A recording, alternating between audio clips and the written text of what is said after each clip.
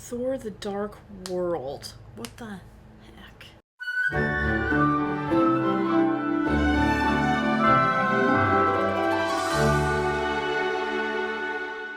Welcome back to Everyday Movie Ever. My name is Jess and I'm watching Everyday Movie Ever. Today I'm going to talk about Thor the Dark World. Thor the Dark World is a 2013 theatrical release about Thor needing Jane Foster's help to defeat Malekith, the evil dark elf. It is directed by Alan Taylor, cinematography by Kramer Morgenthau, editing by Dan Lebental and Wyatt Smith, music by Brian Tyler, and written by Christopher L. Yost, Christopher Markus, and Stephen McFeely. The film stars Chris Hemsworth as Thor, Natalie Portman as Jane Foster, Tom Hiddleston as Loki, Anthony Hopkins as Odin, and Christopher Eccleston as Malekith. In April of 2011, Kevin Feige announced that Thor would go on another adventure before the first film even came out. In June 2011, Marvel announced the second one would come out by July 2013.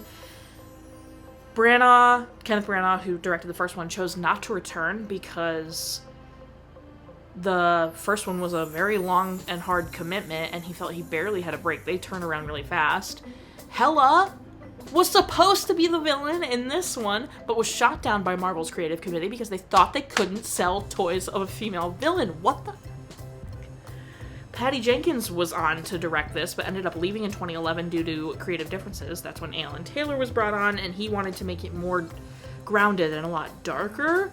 Mads Mikkelsen almost played Malekith, but ended up having to drop out. Benedict Cumberbatch almost played Malekith, but didn't land on. Both of those people come back, obviously, both in the same movie, actually, which is really funny. And then Eccleston, obviously, ended up as Malekith, and he signed on in August of 2012. They started filming September 10th, 2012. They filmed in Iceland, London, and Surrey. They shot reshoots in July 2013. Joss Whedon flew in on a helicopter and rewrote 3 scenes for them while they were on set. And then Loki was originally supposed to actually die and be done. But when they showed the film to test audience didn't believe that he died. So then the writers were like, okay. And they ran with it. And 7 different companies worked on the VFX. The film had $150 to $272 million budget, made $644.8 million in the box office. Good, but not that good for a Marvel movie. It's got a 67% on Rotten Tomatoes consensus. It may not be the finest film to come from the Marvel Universe, but Thor the Dark World still offers plenty of the humor and high-stakes action that fans have come to expect. Obviously, there was a third one in 2017, and then a fourth one in 2022.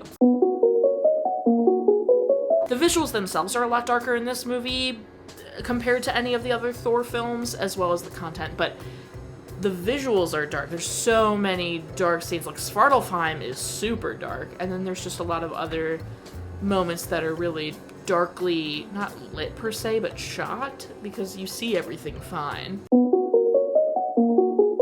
Before I continue with the rest of the review, I do need you to know, I did not want to watch this. I was in such a head state of like, I don't want to watch another Marvel movie. I've already watched Iron Man 3. I've already watched Phineas and Ferb Mission Marvel. I want to watch a Disney movie, not a Marvel movie. And so I was in a bad headspace coming into this movie, so I might be a little bit more critical than I normally would be. But editing-wise, this doesn't feel like a big deal, because so many things happen in this movie that feel like they're supposed to be climactic that they aren't. Does that make sense? Like, you have Thor coming to Jane. It's like built up to be this huge thing that he's finally there, you know, the storming and all that kind of stuff. Thor's mom dying feels like a huge moment, even though it's really early in the movie. The funeral for his mom feels like it's supposed to be a big moment. Loki dying feels probably like one of the bigger moments of this movie, but like still doesn't feel good enough, like weighty enough. Like, I'm not crying. Maybe because I know he's not actually dead, but I don't know. I don't feel like enough of his character to see the soft spot in there had me caring that he was dying, I guess. I don't know. And then the end, like the climax of the actual movie where he's fighting Malekith, feels like it's supposed to be really big, but all these other moments felt like they were supposed to be really big, and I don't feel like they were balanced well in the story, in the edit. I don't know. And so the movie just feels like nothing but climaxes, which isn't fun. Like, it just, I was like, okay. Like, I feel like I was just being told the information instead of caring. Does that make sense?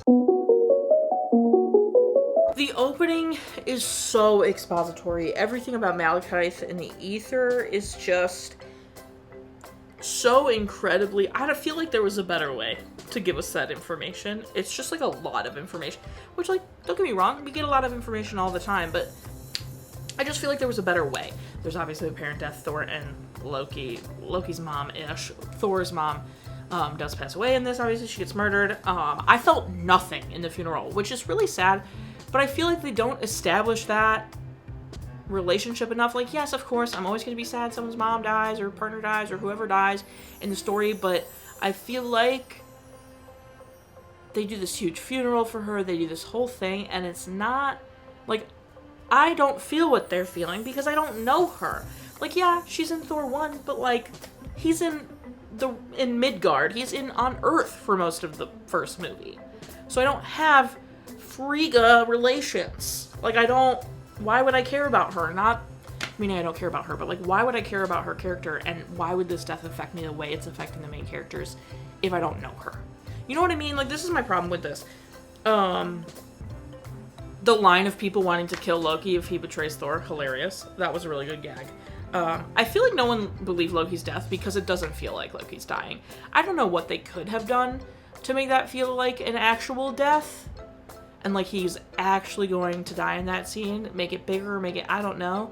But it feels very much like, oh, okay, he's not actually dying. And then obviously they set up that he's not dying. Like they put that more in the story. And also good for those test audiences, and good for Marvel, and good for Tom Hiddleston getting more work. We love to see it because Loki's a great character, and I'm glad they kept him and kept utilizing him because Thor 3 is literally iconic, so it would have not been the same without Loki. So I just feel like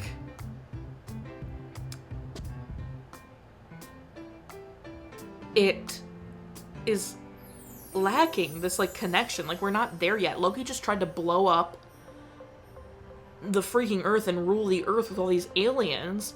Why on earth would I be sad he's dying? You know what I mean? Like, yes, I am sad he's dying because I love Loki, but, like, you're understanding my sentiment. First post-credit scene was them going to the Collector with the Ether, which actually is an Infinity Stone, and saying, like, we don't want two stones because they already have the Tesseract, which is the blue stone. We already have a stone. We don't want two stones in one place. That's a really bad idea. Collector's like, bet. And then the post-credit scene, the actual post-credit scene, is Thor returning to Jane and them sharing a little smoochy smooch, and then a creature eating some birds or something.